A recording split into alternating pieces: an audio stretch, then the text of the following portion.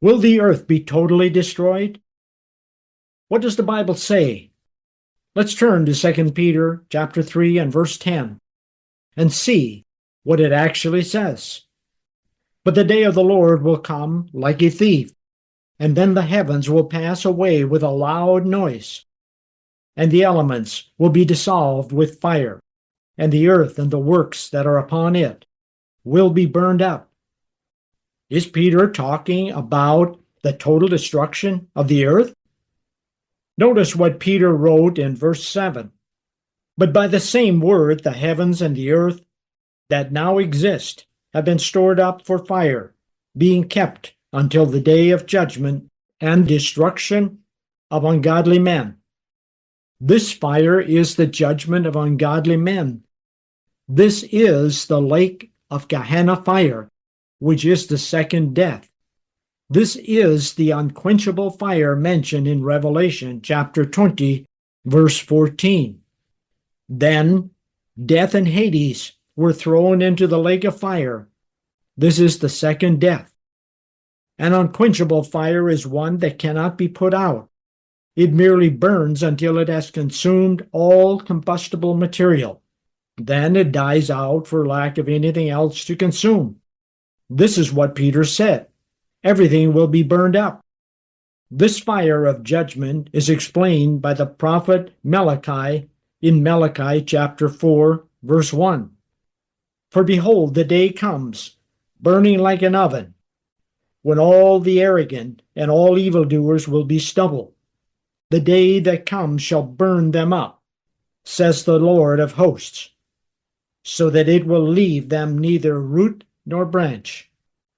Let's continue and read verse 3. And you shall tread down the wicked, for they shall be ashes under the soles of your feet on the day when I act, says the Lord of hosts.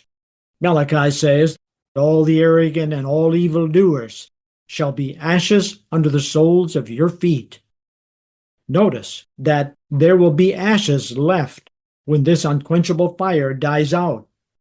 This planet we call Earth will still exist. The righteous will still be on this earth. This is exactly what Peter meant in 2 Peter chapter 3 and verse 6. The world that then existed was deluged with water and perished. He used the example of Noah's flood as a type of the future cleansing of the earth by fire.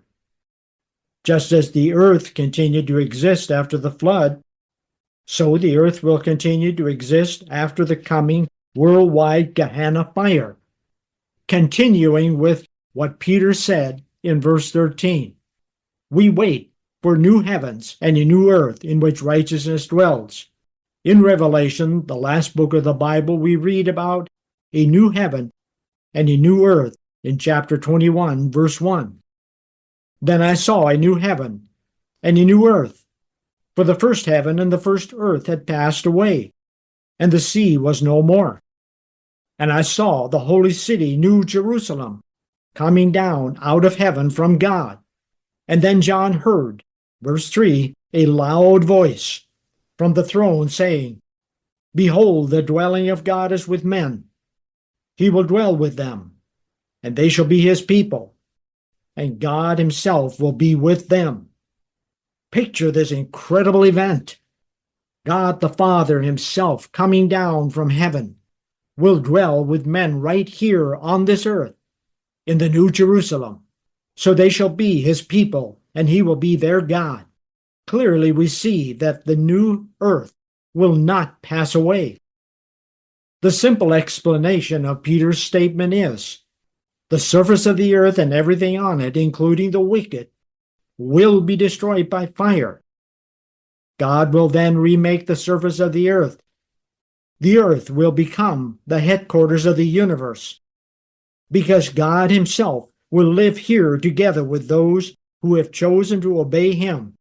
These words reveal an incredible future for all mankind.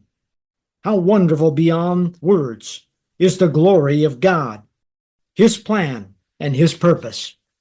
Don't believe me? Check and verify these verses in your own Bible. Yes, God inspired his chief apostle Peter to write and clearly explain that the earth will not be destroyed. It will abide forever. This is Gary Schaefer with the Constant Church of God.